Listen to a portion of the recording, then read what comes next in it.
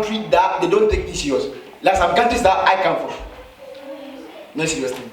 They think some countries are their problem. They have a country, but they believe that another country is their problem. I can't believe this. You have your own country to manage. You are dependent on somebody to come and help you build your country. Why? Because they're taking this easy. In the morning, you can see adults sitting on a tree playing games. And if you are a young person passing and you don't greet them, you're in trouble. They say, hello, auntie, uncle. If you don't greet them, you can't be greeted unless you have to kneel down and do this. Sitting on the roadside, playing games, young people playing on the roadside, playing cards. How can that country move forward? And then later they said that these people are our problem. They are bullying us. They are deceiving us. They are managing a country. Manage your own. So you cannot help anybody who doesn't take Bible as their solution to the problem. You can't help anybody. You can help them 2 days. They will come against you because it's not genuine. But if they take the solution here, this one can build their lives. That's why you cannot stay away from church. You can't. I know some people are struggling because you can't tell me that you came to church once a year, once a week, and you're happy doing the whole week. It's not true. Oh, I'll listen to message on the internet. It's not the same. Some of the story you've been listening, it doesn't help you. It will help you. Huh? Are you being blessed? Yes. Is it a good message? A good message. Very good message. Very, very. Next verse, please. As the Father loved me, I also love you. Abide in me. Next verse. If you keep my commandment, you will abide in my love, just as I have kept my Father's commandment. Keep going. These things I have spoken to you, that my joy may remain in you, and that your joy will be full. Amen. This is my commandment. See, that you love one another as I've loved you. Say, love one another. Love one another. As I've loved you. As I've loved you. Then there's greater love. See, this is the thrust of the message. One of the attacks on the church now is the subject of giving and tithing. Say greater attack. Greater attack. Yes. Because what the devil can't stand. Imagine you are commanding about billions of pounds in a company. Save. Tell me which building we can buy this country. No, you tell me. Just say that God has even blessed when people give. Just say that, oh, have a God that has even blessed, which is not been true anyway. But let's say that God has even blessed, okay? If you're commanding billions of pounds, and you want to buy a building, do you have to go and collect a loan? No.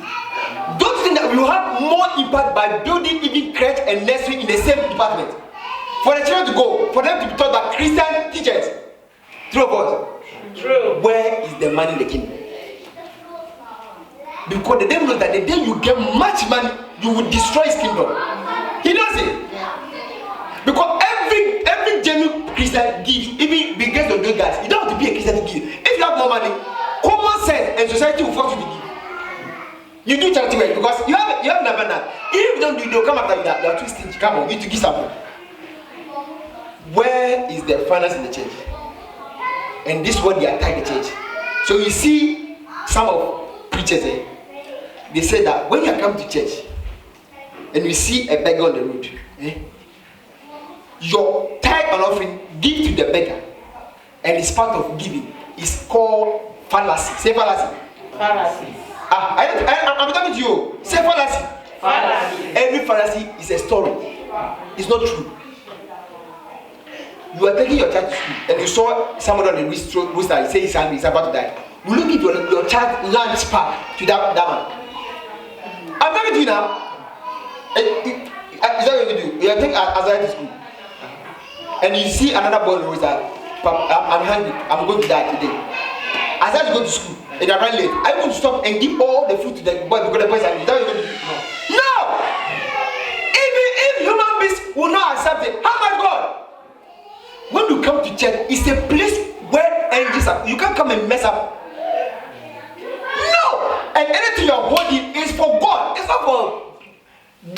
some of your money that you are holding in the bank, give it to the poor. If you really want to help the poor, if it's from your heart, I love poverty, I want to help people. Give the one you are hiding in the bank. Go and take loan and give it to them. That's a proper giving. Whatever you take for God is for God. Don't mess up with it. Amen. Say amen. Amen. Because see, our foundation as Christians is based on the scripture. Christ laid his life. In other words, he gave his life. So our problem is giving platform. Anybody who talks against giving is not born again. Because you are standing on the giving platform and you are talking against it. You go down. Christianity is not free. Oh, Christianity is free. Christ gave it free. You should give it free. Fine. When Christ came, did you see Christ hiring a home and buying up people? I'm talking to you now. No. Good. Did you see Christ doing this banner in his church? No. Did you see Christ buying keyboard and playing in his church? No. So how do you get this thing to use in church? If the church says that don't talk about money, how do you get this thing? So if let's say God doesn't be blessed, it's like it's part of human nature, isn't it? To build, and you are building, it's not free building. And he said that Christ laid his life for his friends. If he died, dying and money, which is more dangerous? Dying. Dying! It's not easy to die. Who want to die here? You see? Who wants money? So, he died. Somebody's son died for you. He died. So that the shame that you have, he took the shame. He took your poverty. He took your sickness. Nailed everything on the cross. You can't say that is free. No, that is a wrong message that the gospel is free. Who told the gospel is free?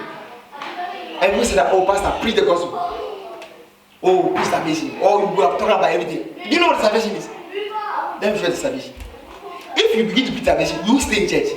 Salvation, when you go to Galatians 5, I said that witchcraft, idolatry, sinners, gossipers, web people, they are all going to hell. That's salvation. Is that what you want to hear today? Is that the message you want to hear me to give you today? No. So the gospel said, oh, preach the salvation message. Christ preached about salvation. He preached the salvation. Somebody was sick. Bartimaeus. He told him, I don't have time for you. Salvation message. He told the man, go to the sea, the river of Sidon. Go and wash your face. A man who cannot see, how can he walk? He left him. If you go stay there. People say that, oh, if Jesus was on earth, I will go to church. You can't survive once again. You go to Jesus' church, you can't survive. He will tell you, everybody bring the offering. He said that when they come bring offering, show it to you. Is that